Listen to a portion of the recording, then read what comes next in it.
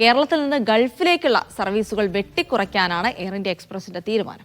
October അവസാന വാരം ആരംഭിക്കുന്ന ശൈത്യകാല ഷെഡ്യൂളുകളിൽ നിന്ന് ഗൾഫിലേക്ക് 75ഓളം സർവീസുകളാണ് വെട്ടിക്കുറയ്ക്കാൻ തീരുമാനം ഉണ്ടാകാൻ പോകുന്നത്. സ്വാഭാവികമായിട്ട് അത് ബാധിക്കുന്നത് കരിപ്പൂരിനെ തന്നെയാണ്. കരിപ്പൂരിൽ നിന്ന് മാത്രം 25 ഗൾഫ് സർവീസുകളാണ് ഇല്ലാതാവുക.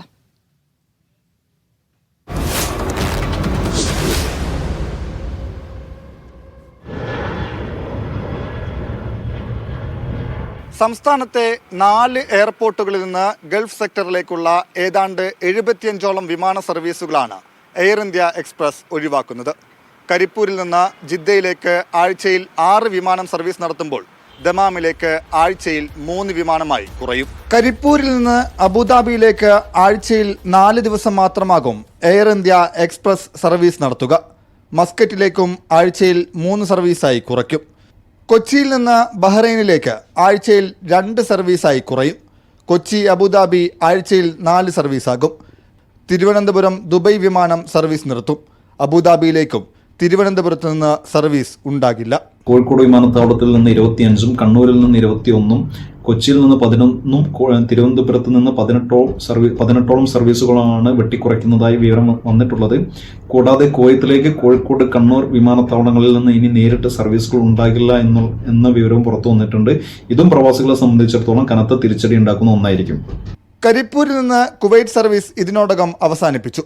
കണ്ണൂരിൽ നിന്ന് Bahrain, Jeddah, Dammam, Kuwait service ഇല്ലാതാകും.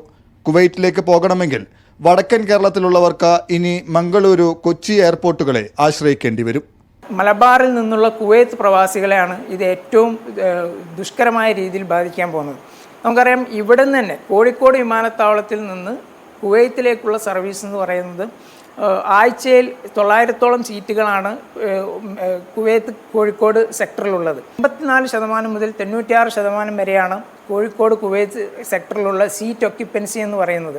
അപ്പോൾ ഇത്രയധികം യാത്രക്കാരുള്ള ഏക എയർലൈനെ ആശ്രയിക്കുന്ന സെക്ടറാണ് കുവൈത്ത് കോഴിക്കോട് എന്നുള്ളത് കൊണ്ട് തന്നെ കുവൈത്ത് പ്രവാസികൾ വലിയ പ്രതിസന്ധിയിലേക്ക് പോകും. എയർ ഇന്ത്യ എക്സ്പ്രസ് തീരുമാനം ടിക്കറ്റ് നിരക്ക് വർധനയ്ക്കും യാത്രക്കാരുടെ തിരക്കിനും ഇടയാക്കുമെന്നാണ് വിലയിരുത്തൽ. കേരളത്തിലെ 4 പ്രധാന വിമാനത്താവളങ്ങളിൽ നിന്നും നമ്മുടെ സാധാരണക്കാരായിട്ടുള്ള പ്രവാസികൾ ആശ്രയിക്കുന്ന ഒരു എയർലൈൻ ഇത്രയധികം സർവീസുകൾ ഒരുമിച്ച് ഇല്ലാതെയാക്കുന്നതോടുകൂടി ഈ സെക്ടറുകളിലെല്ലാം തന്നെ നിലവിൽ യാത്രക്കാർ വളരെയധികം വർദ്ധിച്ചു നിൽക്കുന്ന സാഹചര്യത്തിൽ വിമാന ടിക്കറ്റ് നിരക്ക് കുത്തനെ കൂടും. അതുപോലെ തന്നെ യാത്രക്കാർക്ക് വലിയ രൂപത്തിലുള്ള പ്രതിസന്ധി, സീറ്റ് കിട്ടാതെ വരുന്ന അവസ്ഥയും ഉണ്ടാവും. ഇത് രണ്ടും ഒരുമിച്ച് വലിയ പ്രതിസന്ധിയിലേക്കാണ് പ്രവാസികളെ കൊണ്ടെത്തിക്കുന്നതെന്നുള്ളതാണ് സാഹചര്യം.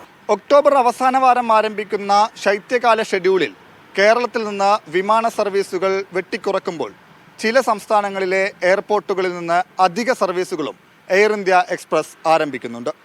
വാണിജ്യപരമായ കാരണങ്ങളാണ് ഇതിന് പിന്നിലെന്നാണ് എയർ ഇന്ത്യ എക്സ്പ്രസ് അധികൃതർ നൽകുന്ന അനൗദ്യോഗിക വിശദീകരണം. ഷബീർ ഒമർ, മീഡിയ 1, കോഴിക്കോട്.